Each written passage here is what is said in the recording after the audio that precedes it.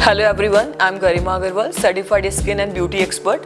आज हम डिस्कस करेंगे लेज़र हेयर रिडक्शन के लिए। यहाँ पे क्लाइंट्स के बहुत मिथ हैं लेज़र को लेके, स्किन ट्रीटमेंट्स को लेके, तो मैं ये मिथ क्लियर करने के लिए ये पॉडकास्ट हम प्लान कर रहे हैं। तो आज हमारे पास एक क्लाइंट है जिनके डाउट्स हम क्लियर करेंगे लेज़र हेयर रिडक्शन के लिए, and then we will start the process.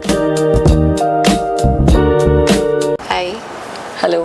क्या लेज़र हेयर रिमूवल पेनफुल है या वैक्स से बेटर है?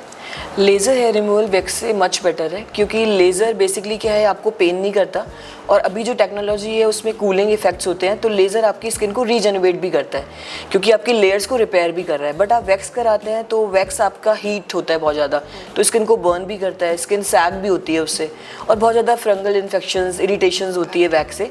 और वैक्स आपको परमानेंट कराना होगा, वो लाइफ लॉन्ग आपका एक चैप्टर हो जाता है। बट लेज़र आपका परमानेंट रिडक्शन है, तो वो धीरे धीरे आपका इतना अच्छा रिडक्शन हो जाता है कि आपके बहुत बेबी ग्रोथ आता है जो विजिबल भी नहीं होता। तो बेटर वर्जन लेज़र ही है। क्या लेज़र से स्किन डार्क होती है? नहीं, लेज़र से स्किन डार्क नहीं होती। अगर हम कंपेयर करें तो वैक्स से स्किन डार्क होती है, बट लेज़र स्किन को रीजनरेट करता है, जैसे कि मैंने आपको पहले बताया। बट आपका बेसिकली लेज़र स्किन को स्मूथ करता है, इवन टोन करता है, और जो वैक्स होता है वो स्किन को बर्न कर रहा है, स्ट्रॉबेरी स्किन का प्रॉब्लम हो जाता है। आप वैक्स को रिपीटेड लेते हो, आफ्टर 3 वीक्स आपका हेयर रीग्रो करता है। तो आप जब वैक्स लेते हैं तो वो आपकी स्किन में स्ट्रॉबेरी स्किन होना, स्किन टैन होना, पील होना, स्किन, ये सारी प्रॉब्लम वैक्स के अंदर है। बट लेज़र बेस्ट होता है कि आपकी स्किन को स्मूथ एंड इवन कर देता है। क्या लेज़र हेयर रिमूवल परमानेंट है? Yes, laser hair removal permanent है, बट ये रिमूवल नहीं है, रिडक्शन होता है। 80 to 90% आपका रिडक्शन हो जाता है, बट इतना मल्टीपल सेशंस के बाद बहुत बेबी ग्रोथ आपका रह जाता है, जो आपको वैक्स एंड थ्रेड की नीड नहीं होती है। बट अगर आप वैक्स लेते हैं तो आपको लाइफ लॉन्ग वैक्स लेना होता है, बिकॉज वैक्स कभी भी आपका रिडक्शन नहीं करता है, तो बेटर है कि आप लेज़र लें उससे। क्या हार्मोनल इम्बैलेंस वाले लोग लेज़र करवा सकते हैं? उन पर इसका रिजल्ट आता है क्या? हाँ, हार्मोन बैलेंस वाले लेज़र करा सकते हैं, बट ये होता है कि टाइम टेकिंग प्रोसेस हो जाता है।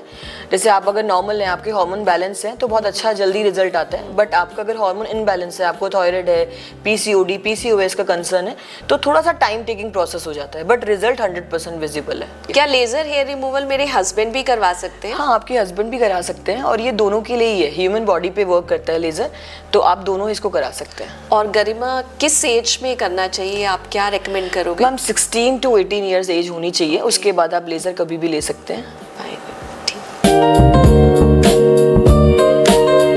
हेलो एवरीवन, हमने 3 महीने पहले जिनसे डिस्कस किया था अबाउट लेज़र मिथ्स, तो आज हम उनसे फीडबैक लेंगे एंड वो अपना सारा डिस्क्राइब करेंगे आपको कि लेज़र और वैक्स में क्या डिफरेंस था और क्या बेनिफिट्स हैं लेज़र के। तो आज हम उनसे फीडबैक लेंगे। कैसा रहा आपका एक्सपीरियंस? फैंटास्टिक। देखो, मतलब आई कुडंट बिलीव, मैं शायद अब वैक्सिंग पे अब दोबारा तो कभी नहीं जाऊंगी। एंड वैक्सिंग के बाद बार बार आपको टैनिंग, कभी कुछ प्रॉब्लम, बार बार जाना पड़ रहा है। मेरी स्किन पहले से स्मूथ हो गई है। वैक्स के बाद कितनी टैनिंग हो जाती थी, हर तीसरे दिन आपको वैक्सिंग के लिए जाना पड़ता है। स्ट्रॉबेरी लेग्स, कभी ये प्रॉब्लम, आप ड्रेसेस नहीं पहन पाते, but now you are free to wear anything. So I think everyone should go for laser. आपको हेयर कैसा लगा, रिडक्शन कैसा हुआ? वेरी 3 सिटिंग्स के बाद, फर्स्ट सिटिंग में रिड्यूस हुआ, सेकंड में और कम हो गया, और थर्ड के बाद तो it permanently vanished. I am surprise to see the result. अभी आपको कैसा लग रहा है? ये फीडबैक प्लीज़ हमारी ऑडियंस को भी बताएं कि आपका कैसा रिजल्ट रहा और आपको कैसा फीडबैक लगा।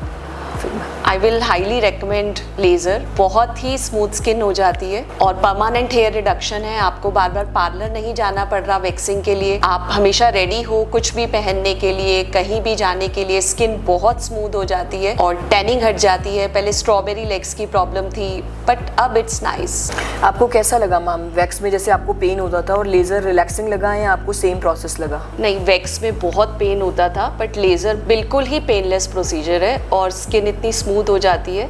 तो आई विल तो ऑलवेज रेकमेंड कि आपको लेज़र करवा लेना चाहिए, और you are always ready to go to any function with after laser. आप सेटिस्फाई हैं लेज़र से? या completely. I will highly recommend to come to Paridhan for laser. It's budget friendly too. Waxing में आपको बार बार जाना पड़ता है, बट नाउ तो अब ये कॉस्ट सेविंग हो गया है। इट्स परमानेंट हेयर रिडक्शन, और Garima is really very good host. ये आपकी छोटी छोटी चीज़ों का भी ध्यान रखती है।